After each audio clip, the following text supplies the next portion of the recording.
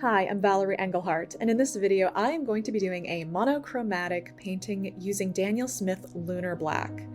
Now I cut out some of the boring beginning, but what I did was grabbed a piece of Canson Heritage Hot Press 140-pound watercolor paper, and I thoroughly wetted the front and the back and put it on my desk because I'm not worried about my desk getting covered in paint. I mean, look at it. It's its purpose. So I'm starting with a flat brush and I am covering that paper in the Daniel Smith Lunar Black, and I picked it because it's very granulating. Just covered it with pigment, grabbing a spray bottle, and I'm spritzing because I want to get movement. I want that paint to move. And so obviously I have to pick up the paper so that it can go somewhere. And I'm holding it at almost a 90-degree angle. And it's important to, when you're doing this kind of technique, there's a lot of just holding the paper and letting it move. Also, keep paper towels on hand. It's very helpful. But go ahead, pick up that paper, tilt it, twist it this way, that way, whatever direction you want those rivulets to form. So because I'm doing like an architecture painting, I do want things in a rather vertical manner to imitate that structure. But this is the first wash, and honestly, this entire painting is done in what I would say is one go. And by that I mean, I never let the paper dry completely before I call it quits. So this painting took about 20 minutes to do. I did speed it up to 150% because I wanted it to be slow enough that you could see what I'm doing, but quick enough that you don't get bored. Because a lot of this painting is holding it at an angle and just letting the water flow. So I've picked a flat brush because it is an architectural painting, and architecture has very neat straight lines, and well, I needed a way to mimic that, and being able to sort of stamp my brush, I thought would be a great way to better achieve those lines. And because the paper is still wet, like this is wet front and back, so why front and back? So obviously the front of my paper because that's where the watercolor is, but I've also wet the back for a couple reasons. One, it keeps the surface wet longer. With wetness on both sides, that paper stays saturated for longer, so it increases the working time of a wet layer. Frustrating if you want something to dry quickly, perfect if you want it to stay wet for a while. I'm going to quickly jump to, because everything is so wet, be careful about like how watery your paint is, because as you can see as I'm painting, it is blooming and blossoming out, which is what I want. But it does take practice. You really want to go in thick, because I am going in really thick with fresh tube paint, and it's still blossoming and bleeding and lightening, which I stress is what I want, but it does take practice to get a feel for it. And it's just fun, but really messy. Notice I'm wearing a black sweater. Black paint, black sweater, it works out nicely for me. Also, another thing about this technique is, obviously with it being architecture, I want a little bit of control, but not a lot. I want this to be very organic and moody, and so a lot of this is the painting itself. I put something down, hold it up, and let it drip.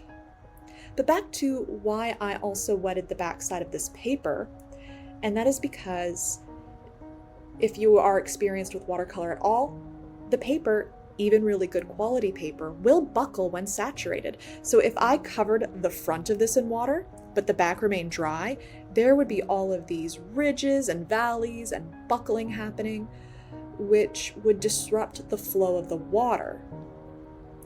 And that wouldn't be fun. Also, it'd be a lot harder to pick up and manipulate. It being very wet, I mean, look, it's like I can turn it into a cylinder if I really wanted to. And I think I actually did something similar to that back when I did my ammonite painting using this method. It was really difficult for me to try and pay attention to my painting while every so often looking into my phone to make sure I was still in the shot. But at this point in the painting, you can see what I'm going for, and it's mostly this. put down a big block of black, spritz it to get some organic movement, and then just hold it. And I am using, because I do have like various misting bottles, but this particular one, I mean, like, I don't know, it was like $1, but it has that adjustable nozzle so that I can do a fine misting spray, or I can do those really fat water drops. And those fat water drops are great for creating like that really thick, hard texture. All right, so I didn't let it dry. I just put it down and took a moment to reevaluate what I wanted to do. And so I've pulled out a size 2 rigger brush, and this is a synthetic brush. I don't want there to be a ton of water because my paper's already very wet. And so anything I add is still going to bleed and diffuse. So that would be another tip, is I would recommend using a synthetic brush. And I'm just going in and darkening lines. This is based off of the, let's see, I made a note, Scarrett Bennett Center Church. And I picked this because in the winter time, around Christmas time, my family and I went to go visit, well, the rest of our family in Nashville. And there's all sorts of cool things in Nashville. I really should paint more of it. It's an inspiring place. Great food. And speaking of food, my sister-in-law took me to a place called The Horn, which had like Somalian cuisine with chai, like really good chai. Oh my gosh, the chai was good.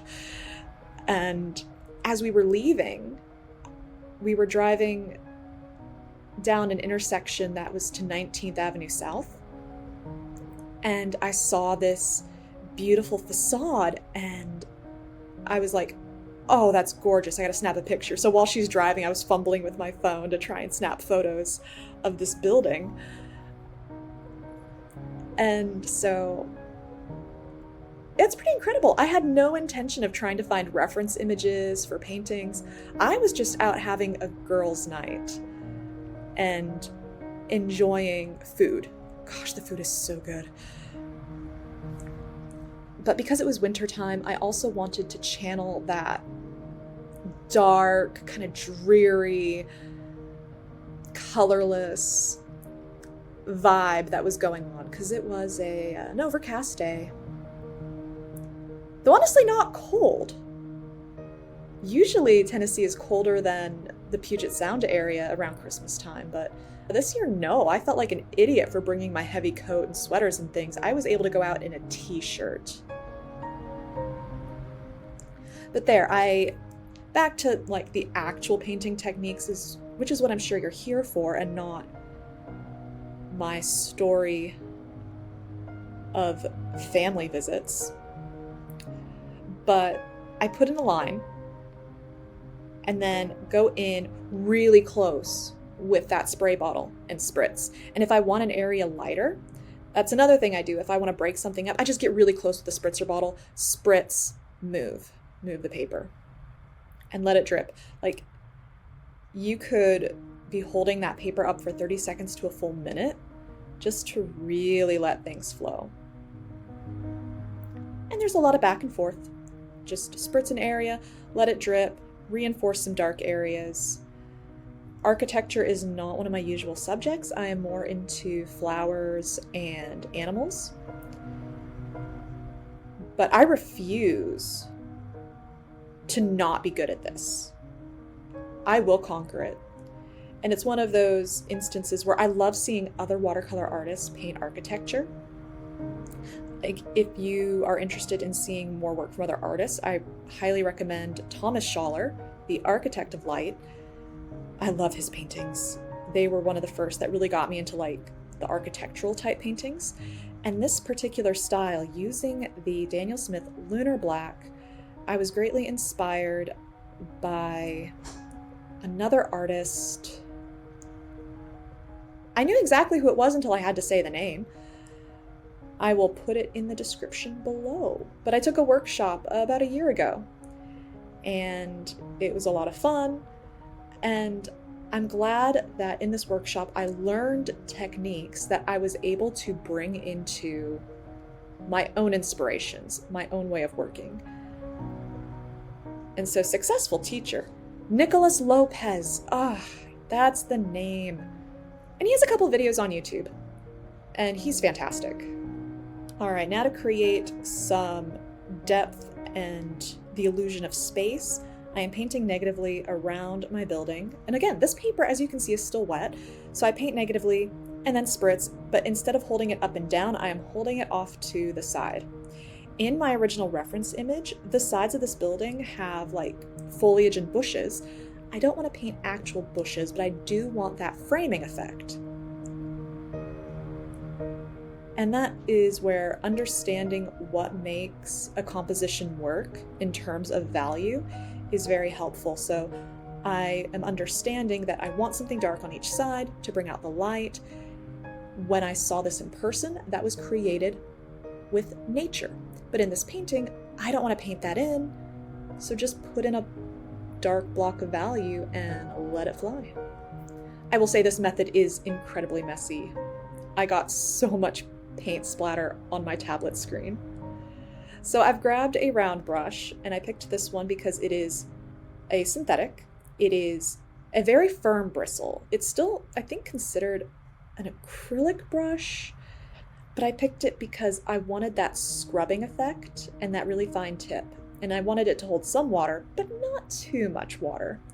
And so what I'm doing here is encouraging flow. I need to bring some light back into this painting, but I don't want to scrub it after it's dry because that will be really obvious. I love this diffused organic look, so I want to keep it, and I want to get all this done in one go. I don't want to add gouache later. There will be no gouache added to this painting. It is purely all lunar black. And so I'm going in, finding areas that I want to bring the light back in, and just gently scrubbing, holding at an angle, and letting the texture marks happen. Another thing, I'm being careful not to try and paint individual bricks. Just create enough of those horizontal lines to give the idea of the brick, to suggest the brick. But if I go and paint all those details, it'll throw the painting off. But anyway, here's the finished painting. So if you liked this video, press that like button so I know to make more like this. And if there's any technique you want to see me paint, let me know in the comments below, because I'm always looking for more videos to help you out. So anyway, thanks so much for watching. I'll see you next time. Bye.